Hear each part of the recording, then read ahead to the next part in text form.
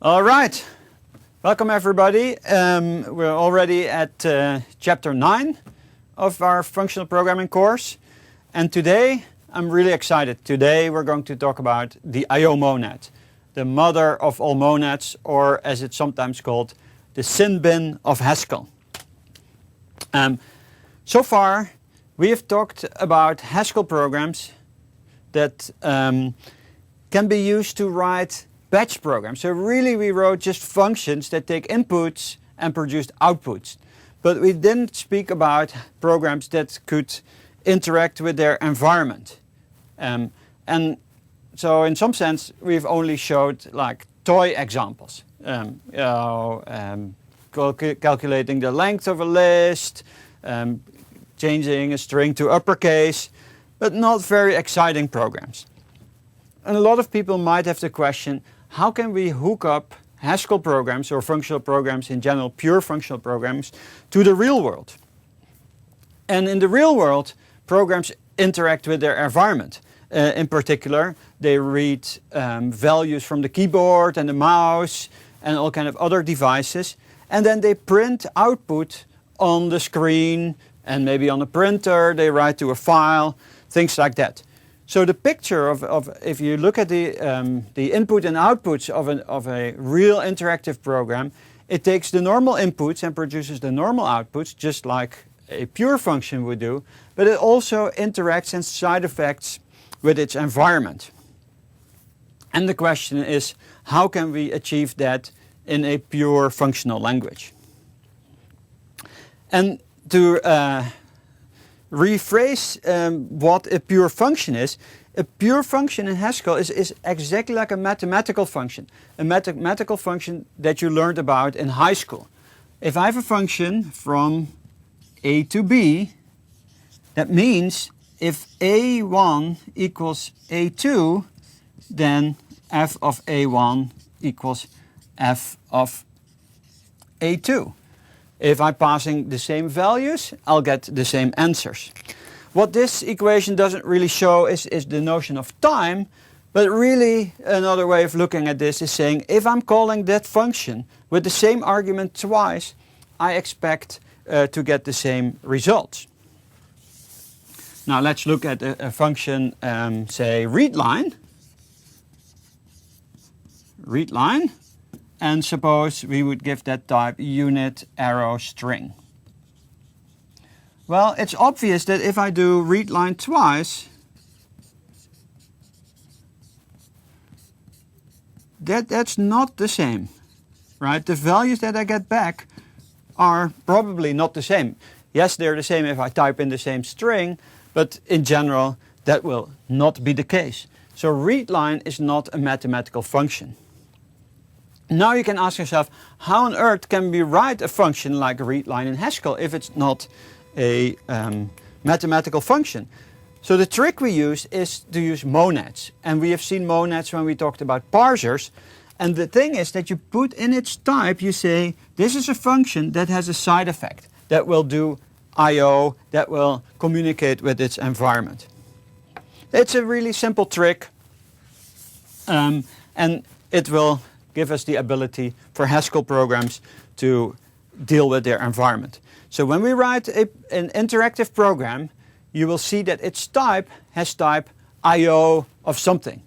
And the type I/O type is the type of actions that return a value of type A. Or stated differently, a value of type I/O of A is a computation that might have effects on its environment and then at some point will produce a value of type A. An analogy that I often use is with a watch. If you look at a watch, you can look at a time and it gives you a time, but a watch is not something of type time. It's something that every time I look at it gives me a different time. So a watch in this case would have the following type. My wristwatch has type I/O of date time. My watch is a computation that every time when I ask for a new value will produce for me a different value. It's very much like a read line. I can read the time of my watch, and in fact it's very similar also to write line, because I can set the time on my watch by kind of pulling that little thing. So let's call that read wristwatch, and I can write to my wristwatch.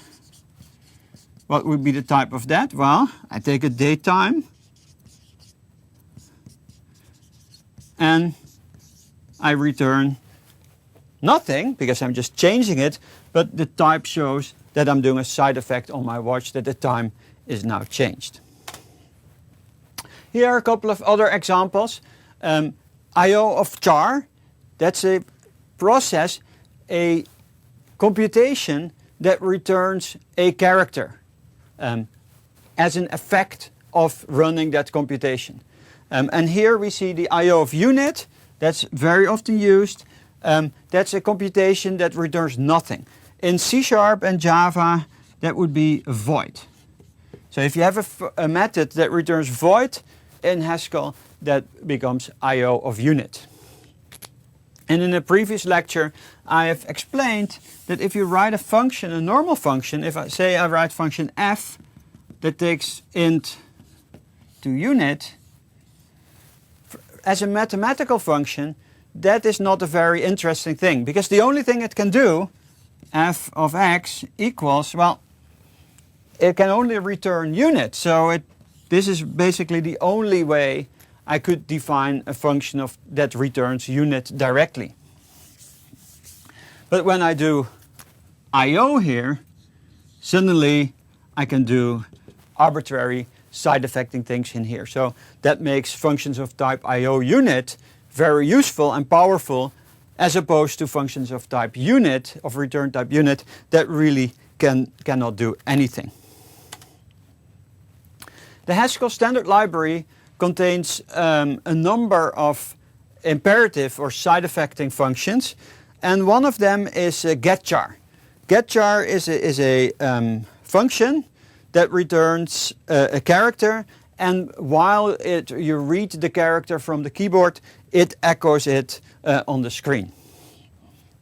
And even though I say here getChar is a function, the type is I/O of char. Another way to write that, if you really want to make it in a function, you would say getChar has type unit arrow I/O of char. But since we're lazy, it doesn't really matter to make this a function or not. It can just be a value of type I/O char. I think this one is a little bit more useful or familiar to imperative programmers, because there the type would be getChar and take no parameters, so it looks more familiar. But the reason is that if you look at in an imperative language, if I define a variable of type character, it's hard to get different values each time if I don't assign to that variable. If I make it into a property, then you don't call it with the parentheses, and then it would be very much like just having I/O of char. All right. So the opposite of reading a character is putting a character on the screen. So that's putChar, and its type is, given a character, it will return an I/O of unit. So it will produce a side effect, but no return value. As we've seen with parsers, you want to be able to inject a simple value into the monad. And in this case, for the I/O monad, that function is called return. It takes a value of type A, and it returns a result of type I/O of A, and that immediately returns the value without producing really any effects, but the type still says that it is an effect, which allows you then to compose normal values inside side effecting computations or inside I/O computations. Let's look how we can compose a couple of these functions. This example we have seen with parsers as well. What this one does, it reads a character from the input, calls it X. It reads another character that it doesn't give a name. Then it reads a third character, it calls it Y, and then it returns the pair XY. So what this function does, it reads 3 characters from the keyboard and then returns the first and the third. And this one uses the do notation. Let's refresh our memory about the do notation. So you can write do, then I can write X taken from, this is something of type T, and then here I can have some expression of type IO of T. That's why there's an arrow and not an equal sign. So I draw the value of type T from that computation. So in this case I call get char, which has type IO of char. I pull it out of the computation and I call it C. Then I can leave out that one. So in this case, let's use the example get char, and this is character. Let's stay concrete. So get char was something of type IO of character. I pull it out, I get a character. Then I call get char, which reads a character from the keyboard but doesn't give it a name. It's an abbreviation for underscore or some other name drawn from, but we can leave that out. And then we read the third character, get char, and then we return X, Y, and remember that this has type char, char. It's a pair of characters. And since return takes a value of type A to a value of type IO of A, the result of that guy is now IO of a pair of characters. And hence the result, and I like to put my semicolons here, and now the whole result of this expression is also IO of pair of characters. Again, this should be really familiar with you now, is whenever you see an expression, you look at its types in order to understand what this expression does. And when you have the types, then you can understand or figure out what expression has that type. So the types kind of drive the expressions, and if you have an expression, by inspecting the type, you can learn a lot about what that expression does. And this do notation is syntactic sugar for bind. Another way of writing this thing, the bind, as this in Haskell looks like this, called bind, which takes something of type IO of A function from A to IO of B, and returns something of type IO of B. People in C# or in Visual Basic will recognize this signature of select many, and that is no coincidence. Link is just another variation of monads, and this do notation that you see here looks in C# and VB like queries, where we write from X in get char, from Y in get char, select X, Y. So there's a very, very deep correspondence between link expressions on the one hand and monad comprehensions on the other, and that becomes clear when you look at how these monad comprehensions are translated. They're translated in terms of this bind guy here, which is select many in C#. Let me try to write that guy using bind. This is what the Haskell compiler will do. It will say get char, which is a function of type IO of A.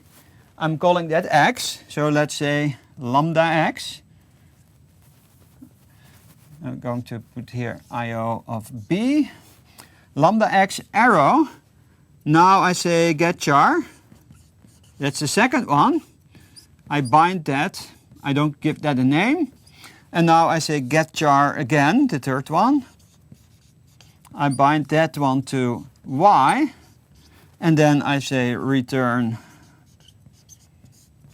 x comma y. If I unsugar that do expression, it will look like this. And now you can see why we like to write these monad comprehensions, because this looks doesn't look pretty. There's all these bind operators, there's all these lambdas, and the do notation is much more concise. And just to remind you, how would this look in C#? Imagine that we would have a version of get char and some IO type, and where get char would have type unit arrow IO of char. Then in C# you would write that query as, or that expression as follows: from x in get char,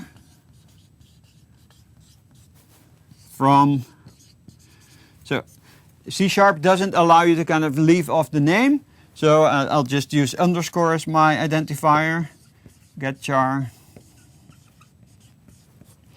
Then I read the third character from y in get char.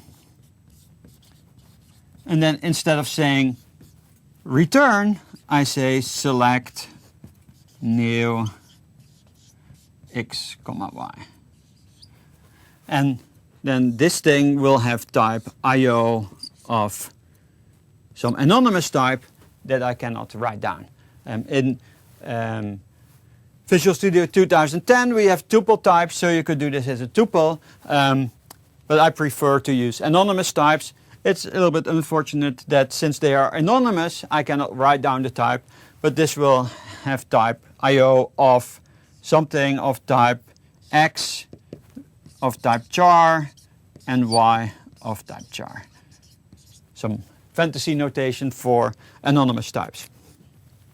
To make a long story short, whenever you see these monad comprehensions, think of query comprehensions in C# or VB, or even better, whenever you see query comprehensions in LINQ, think of monads. And just like we have seen the parser monad and the IO monad, in LINQ you can have multiple implementations of the sequence operators, so you can use the same notation, not over IEnumerable, but you can define your own type. And it comes with two types, IEnumerable and IQueryable, out of the box, but you can define your own implementation of the sequence operators by defining select many and select and a number of these operators that are then used by the C# or VB compiler to take this expression and translate that into the underlying monadic operators. Exactly the same as what Haskell does. Let's look at yet another example. I'm going to wipe this out. The next example shows how to read a string from the input. And we read a string from the input by reading subsequent characters from the input. And this is a little recursive function. Like in Haskell we always usually use recursion. So what we do is we say read a character. If that character was a new line, then the string that I have read is empty, so I return the empty list. Otherwise, I recursively read the line. I call that result axis. Again, look at the type. GetLine has type IO of character, so when I say x is from getLine, x has type string. And then I return the string where I cons x, the character that I just read, to the rest of the string that I recursively read. This is a nice recursive formulation. So you're kind of going into the recursion, and then as the recursion unfolds, you stack the characters that you read in the front. This uses also the fact that in Haskell a string is just a list of characters. Let's see now how we can write a string to the output. That would be a function of type string to IO of unit. And since the input is a string, the first thing that comes to mind is to do this by recursive case analysis over the input list. What do we do with the empty list? Well, in the empty list we have no choice than just returning unit, which means do nothing and return unit. That has type IO of unit as required. Then when we have a list, a non-empty list, well, what can we do? Well, we just print the first character and then recursively write the rest of the string. If you remember the previous lecture where we talked about faults, this function you can define as a fault on a string. Let's try to do that. So let's look at put string. Goes from string to IO of unit. And remember that when I do a fault of plus E on a list, I replace the fold R. If I replace cons with plus and the empty list with E.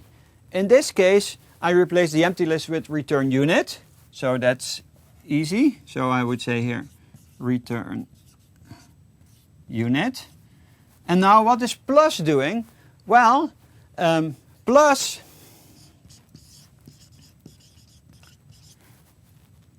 x plus the result of the recursive call. Well, let's call that, I don't know, doesn't really matter. And let's call that P, because I do need it. So what do we need to do? Well, we need to kind of, say, I want to take X, I need to print it. So we do put char of X bind P. And that is the recursive call. I think I need to be a little bit careful because now I think I need to do this P. I don't have a type checker here, but I think there might be a little bit of an error here. But you see the general idea is that I don't have to use this recursion. I can write this as a fault. And if we want to write a string to the output and put an empty a new line at the end, we just call put string, and then once that's done, we put a new line at the end. Okay, let's look at a slightly more complicated program that uses now getLine and put string and so on to do a little trivial interactive program. So usually a program like this has type IO of unit. It doesn't return any useful value, but it does side effects. So I do put string of enter string. The effect of that will be that I print on the console enter string. Then I read a line from the input, and then I print out the string has, and in here this show length x's is a normal pure expression that I can use inside this side effect in computation, and then I say whatever characters. And again, this is a really, really trivial example, but that's not the point. What this example tries to show is that you're using side effect in computations, IO computations, and inside there you're calling out to a normal pure function, that show length of x's. And I often call Haskell the world's best scripting language, because the IO monad allows you to kind of script, glue together these IO computations and normal pure functions in a very powerful way. And that's kind of what you see happening here.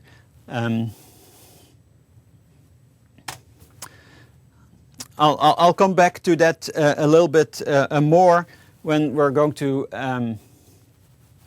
talk a little bit more about how we can define our own control structures. That's one of the things that when I say it's like a scripting language, I can define my own control structures on side effect and computation. I don't have to assume that anything is built in. So, but I'll talk about that at the end of this lecture. If I run this example, and I type in, string length, that thing has type IO of unit. So this, I type this in Hux. Then Hux will run that program and say, enter a string.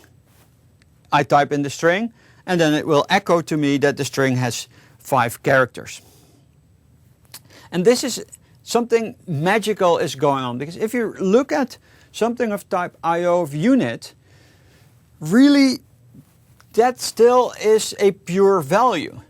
And only when you execute that, the effects happen.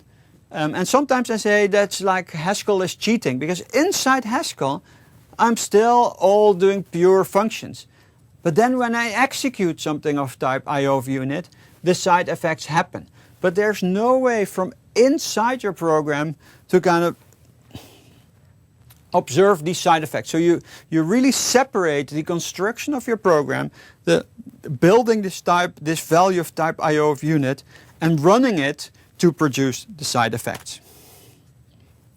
Let's look at another example, a very trivial example again, but it shows how you compose these IO actions. It's a version of hangman. So what you do is you type in a secret word, and then you try to guess the word, and once you have guessed the word, within a certain number of guesses, you win. In this case, we don't keep a count. We just, you guess the word, and then we tell you which letters you've guessed correct. So that's why I say this is a very simple version of hangman.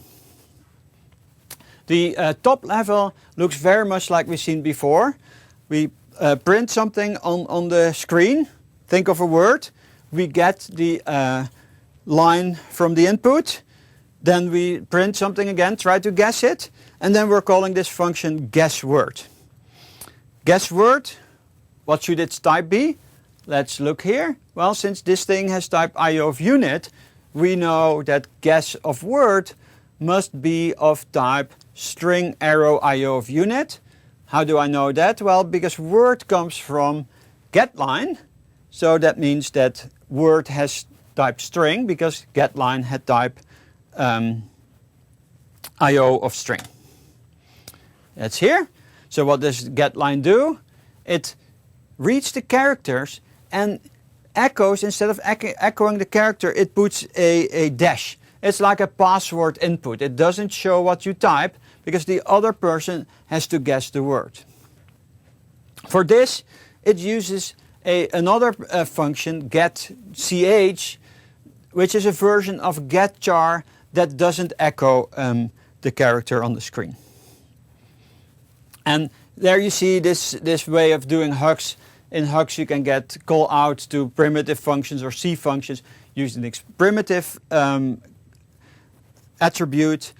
If you're interested in general on how to call C functions from Haskell, there's an appendix to the Haskell language definition. It's called the Haskell FFI, the Foreign Function Interface.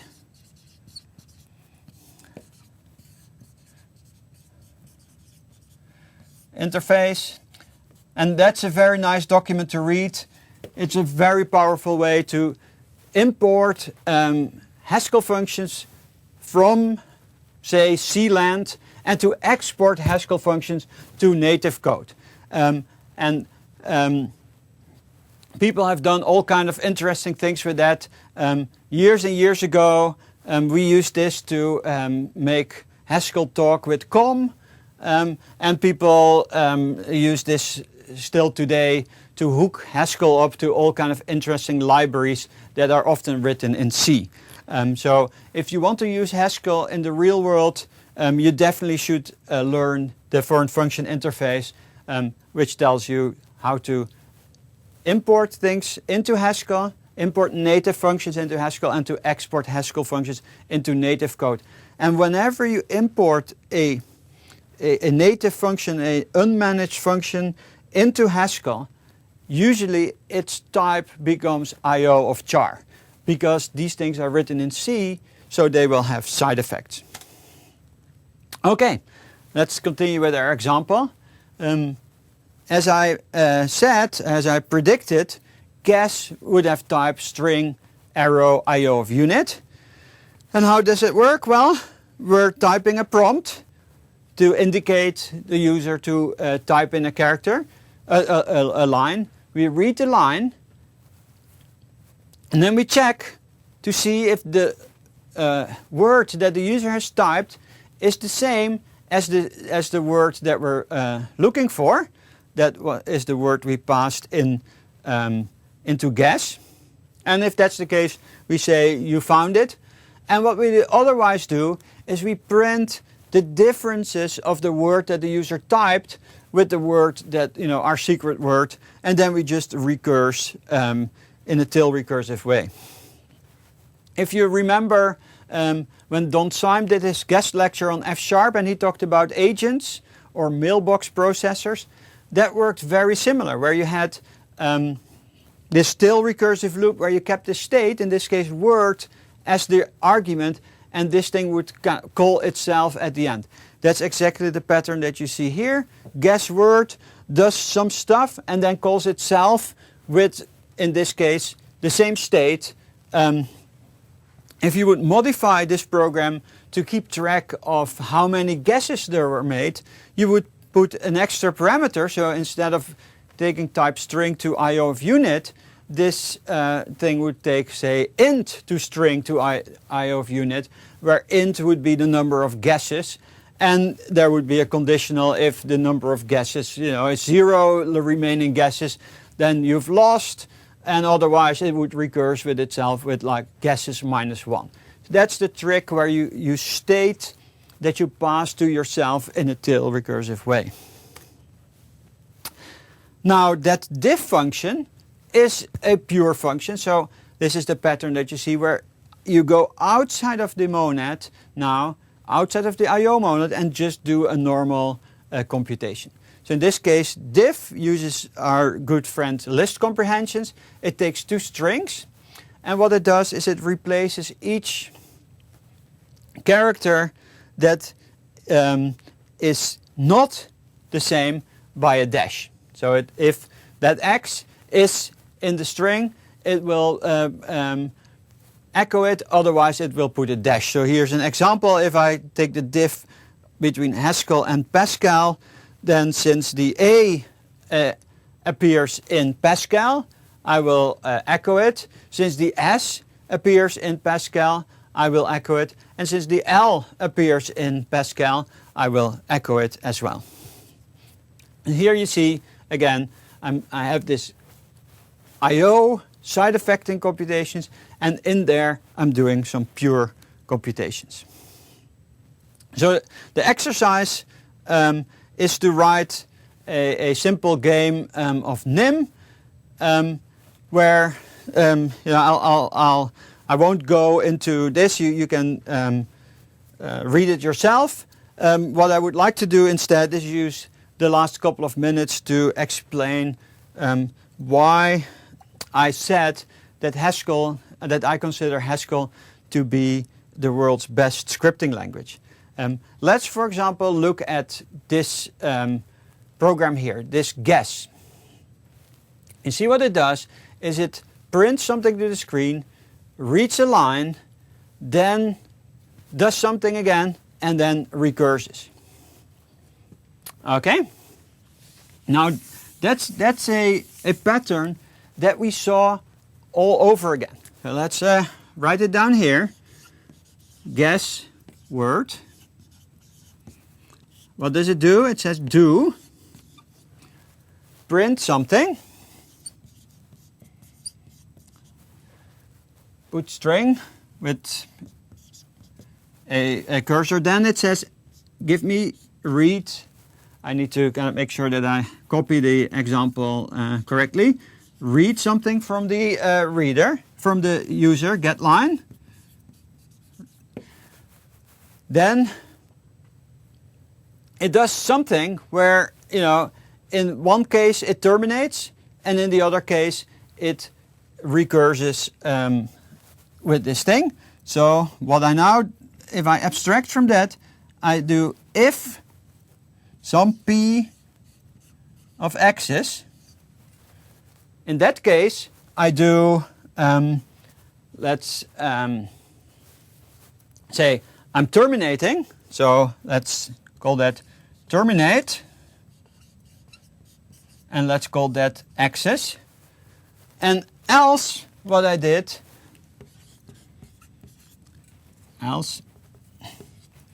I did something like put string line, what's called that terminate is like, success of access. And then I'm nearly kind of at my boundary here. Then it recurs to guess with word recursively here. Okay, so you see that I've already abstracted a little bit from what's going on here, and so now I want to also abstract from what's going on here. So let's kind of say this is a message. I get that guy. I already used here some predicate. Then I terminate and I pass that access, and I do something when there's a success, and I guess with the word. Now, as I said, when I want to change that the state, I would call here some function next with state. Let's see that I abstract over everything now.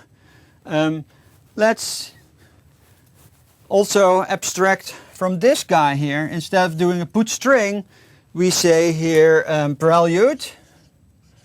So this can be any action. So do something, read the input, then based on the outcome of that, terminate or do something and recurse. Now let's look at this guy. Now I can say, well, it's really abstracted over this guy, over that guy, over that guy, over that guy, and over next. So there's 1, 2, 3, 4, 5 parameters. So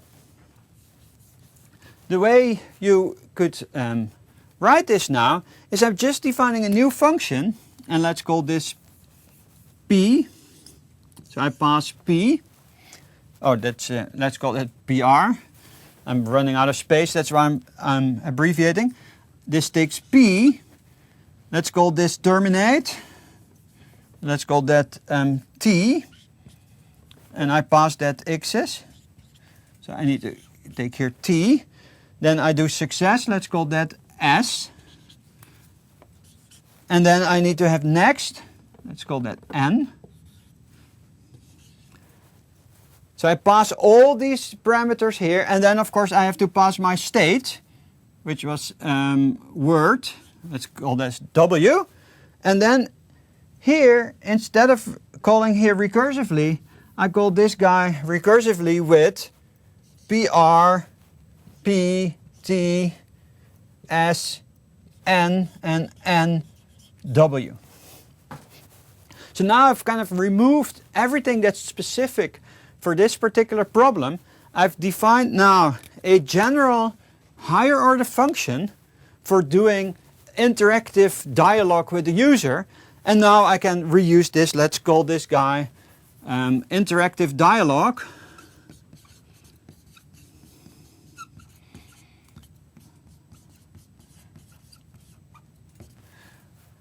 And now I have defined a generally reusable function that I could use to define all the examples that you've seen here. And how have I done that? Well, I've used the same trick that we use all the time. I look at some big expression and I look at some sub-expressions, E1, E2. And when I see that, I see this repetition, I see, well, really, these things are the only thing that vary. So what I've done is I say, well, what I do then is I'm defining a function, lambda x, lambda y, e of x and y. And then in order to get this expression back, I apply this lambda expression or this function to the original arguments. And you can do this because of laziness and the lack of side effects. Because even though all these things here, like prelude here, to write down the type, it has type IO of unit. This just printed something console, this is a value of type IO of unit, but by itself it's pure. So I can just take it out of there and pass it as an argument. If I call f with something of this type, it won't be evaluated when I call that function. It will just create a value of type IO of unit completely lazily, and only in the end, when I run my program, everything will be executed. This is what I want to drive home, that in Haskell, these side effecting computations, IO computations, are just normal values like a list, integers, pair, that I can compose, I can put them in lists, I can abstract them as parameters from functions. So you can compose your giant computation and nothing will happen. Everything is pure, and only when I run it, in the end, things will happen. Now that's a very, very nice way, I think, to write programs, to glue together imperative computations. Simon Peyton-Jones says it a little bit differently. He says Haskell is the world's best imperative language. I refine that a little bit. I would say Haskell is the world's best scripting language, because higher order functions, like the one I defined here, are very, very powerful glue, and you can encapsulate imperative computations inside the IO monad. All right, that was it for today, chapter 9. Again, try to do the exercise. You can download the slides. I hope that by now you all have a copy of the book. Also on the website, the book's website, there are solutions to the exercises. I'll keep tracking the forums, helping you guys out if you have any questions there. And thanks again for watching, and see you next time for chapter 10.